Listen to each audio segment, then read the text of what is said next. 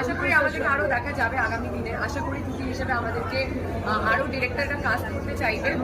আর দেখো আমার চরিত্রের যদি একটু প্রশংসা আমি পাই, কারণ আমি এই ছবিটা একটা খুব স্পেশাল অ্যাপিয়ারেন্স করেছি।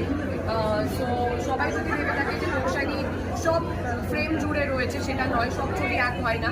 কিন্তু আমার সত্যি মনে হয়েছে আয়েশার চরিত্রটা এতটাই জীবন্ত একটা চরিত্র, যেটা মানুষ দেখলে ডেফিনেটলি আয়েশার ভালোবাসায় পড়বে। আর she is the breeder in this film. So সেই বিশ্বাস রেখে আর এবং আমার পরিচালকের কথার উপর বিশ্বাস রেখে, তাদের ভিশনের উপর বিশ্বাস রেখে এই ছবিটা আমি করেছি। আমি খুব আশাবাদী যে সবার মনে আমি জায়গা করতে পারবো।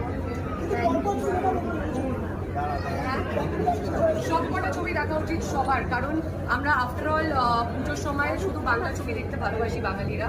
আমার মনে হয় যে অল ভোরে দর্শকরা সবকটা ছবি দেখুক।